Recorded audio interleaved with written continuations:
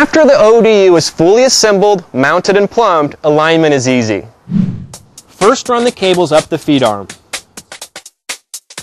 Connect the cables to the LMB output ports. When attaching the jumpers to the 99, 101, and 103 LMB, attach top to top and bottom to bottom. Next, attach the 110 and 119 LMB bracket to the arm. Once you have lined the antenna, never disconnect these LMBs. Doing so will require an entire realignment. First, you need to connect the LMB output to a signal level meter. Then roughly point the dish to the azimuth you retrieved from the setup menu. Here's where the KA-KU antenna is different. It needs to be installed with greater precision and accuracy over previous KU-only systems. This graph illustrates the difference in the beam width of the KA signal and the KU signal. The KA beam is about 1/3 less the size of the KU beam. This means you're going to have more width across the peak of the KU beam, so tuning is not as critical with the KU. However, the narrow peak of the KA beam must be finely tuned to prevent rain fade or other distortions. Set the inline signal level meter for 101 degrees right-hand circular polarity, 13 volts with no 22 kHz tone. Slowly rotate the antenna around the mast in the azimuth direction until a peak is obtained.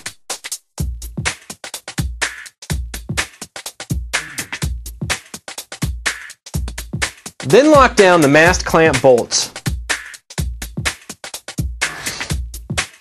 Using a 1/2-inch nut driver, adjust the fine elevation screw for maximum signal level. Write down the course alignment signal level for comparison during a later step. Next, fine-tune the tilt. Set the inline meter for 119 degrees right-hand circular polarity reception. Make note that this ODU rotates on an axis at the 101 degree satellite, unlike the multi-sat that rotated on an axis on the 110 satellite, where rotating the tilt would cause the 101 to go off peak. Slowly rotate the ODU around the tilt axis and peak the signal from 119. Then carefully tighten down the tilt lockdown nuts. Now fine-tune the elevation. Set the inline meter back to 101 right-hand circular polarity. Then set the plastic readout dial to 0. Using a 1/2-inch nut driver, rotate the elevation fine-tuned screw exactly 2 turns counterclockwise. And record the level from the signal level meter. This signal level will be lower than the level obtained during the course elevation reading. Next, rotate the fine elevation screw clockwise through the peak and until you reach the identical signal level we wrote down after turning the screw counterclockwise. Make sure you count the number of turns as well as the fractions of turns. Write down the exact number of turns. Remember, the numbers will be incrementing in reverse order. Thus, the number displayed on the dial will not directly correspond with the total number of turns. For example, if you stop on 6, you actually moved 4 increments clockwise past 0, not 6. Divide the number of turns by 2, then rotate the elevation fine-tuned screw counterclockwise this amount.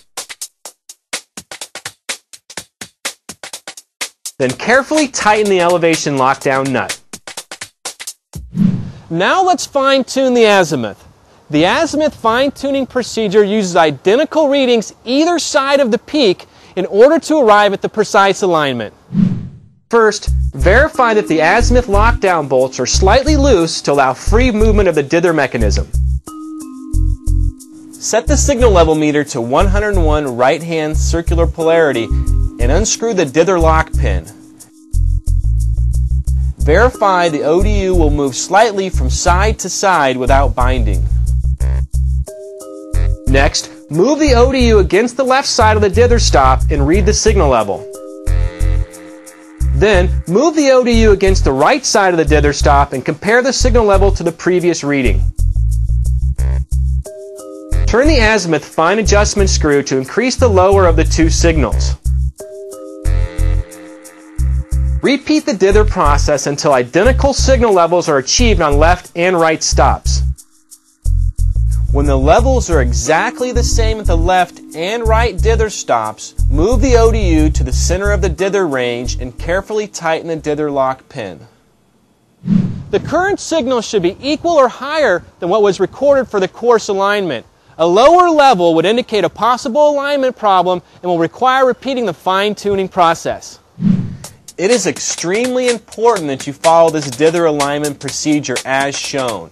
Do not rely solely on a peak meter reading from the 101 satellite. Now, while your meter may show peak signal strength, the KA satellites could be way off. After all signals are verified, lock down the dish and make sure all adjustments are tightened. You should confirm the signal strength of all satellites on all IRDs after you route the cable from the ODU. But before you can do that, you'll need to ground the system to meet NEC or local standards.